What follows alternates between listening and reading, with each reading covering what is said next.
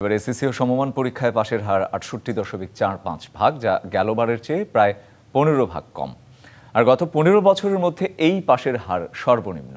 এবার জিপিএ 5 পেয়েছে ১,৩৯,০৩২ জন।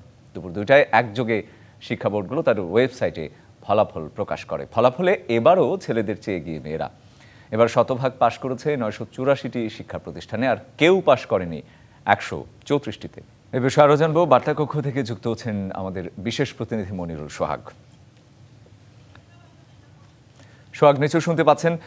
আপনার কাছে আমি যেটি জানবো, আপনি দীর্ঘদিন ধরেই কাজ করছেন এই শিক্ষা খাতে রিপোর্টার হিসেবে।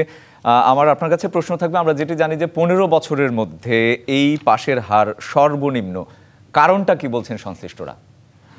আসলে এটি একটি বিষয় যেটি এখন আলোচিত হচ্ছে, যে আসলে ১৫ বছরের মধ্যে কেন এই বিপর্যয় হলো। এটির কয়েক ধরনের ব্যাখ্যা রয়েছে। প্রথমত, সংশ্লিষ্ট কর্মকর্তা যারা রয়েছেন মন্ত্রণালয় অথবা শিক্ষা বোর্ড কেন্দ্রিক, আন্তঃশিক্ষা বোর্ড যেটি জানিয়েছে, আসলে শিক্ষার্থীরা যেভাবে তাদের খাতায় লিখেছে ঠিক সেভাবেই তারা যাতে মূল্যায়ন করেন শিক্ষকরা, সেরকম নির্দেশনা ছিল। অর্থাৎ এই কথার মধ্যে এক ধরনের ইঙ্গিত কিন্তু রয়েছে যে বিগত সময়গুলোতে ফুলিয়ে ফাঁপিয়ে ফলাফল তৈরি হতো কিনা, বা শিক্ষার্থীরা যেভাবে লিখতেন বা পরীক্ষা যেভাবে দিতেন তার থেকে বেশি ফল বা বেশি ভালো ফল দেখানো হতো কিনা, এই বিষয়টি কিন্তু প্রশ্নের মুখে এসেছে বা আলোচনায় এসেছে। সুতরাং সরকারের বা শিক্ষা বোর্ডের আসলে ব্যাখ্যা হচ্ছে এটি। এবং আমি এই বিষয়টি নিয়ে শিক্ষা বিশেষজ্ঞ যারা রয়েছেন তাদের সাথে কথা বলেছি। তারা বলেছেন যে এবছর যে বিপর্যয়টি তারা দেখছেন তার পেছনে তারা বেশ কয়েকটি কারণ দেখছেন। শিক্ষার্থীদের জন্য যে কারণ, তার মধ্যে অন্যতম কারণ হিসেবে বিশেষজ্ঞরা উল্লেখ করেছেন যে জুলাই গণঅভ্যুত্থানের যে বিষয়টি, তারপরে কিন্তু প্রথম এসএসসি পরীক্ষার ফলাফল এটি, এবং সেই গণঅভ্যুত্থানের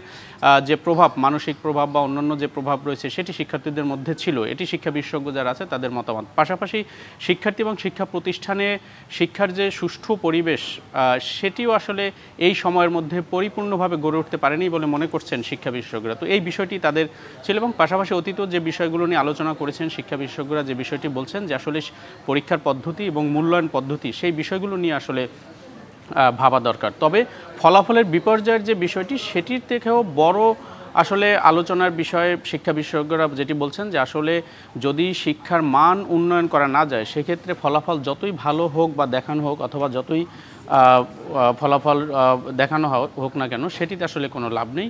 শিক্ষার মান উন্নয়ন করতে হবে, এবং সেই মান অনুযায়ী শিক্ষার্থীরা যাতে প্রস্তুতি নিয়ে বিশ্ব মানের শিক্ষার্থী তৈরি হয়, সেটির দিকে আসলে নজর দিতে হবে। শুধু বাংলাদেশের প্রেক্ষিতে আসলে কতখানি ফলাফল ভালো হলো, কি অর্জন হলো, তার চেয়ে আসলে এই ফলাফলটি আসলে বিশ্ব প্রতিযোগিতায় কতখানি টিকে থাকবে, কতটুকু সেই মাত্রায় পৌঁছানো গেল, সেটির উপর গুরুত্ব দেওয়ার বিষয়ে বলেছেন। তবে এর পাশাপাশি আমি বলে রাখি যে বরিশাল বোর্ড এবছর সবচেয়ে খারাপ ফলাফল হয়েছে।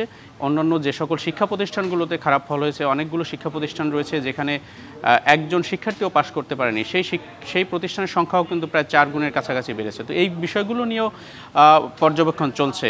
তো সেই পর্যবেক্ষণে মূলত সরকারি দায়িত্বে যারা রয়েছেন, শিক্ষা বোর্ড সনদ, তারা বলছেন এই বিষয়গুলো নিয়ে তারা পর্যবেক্ষণ করছেন।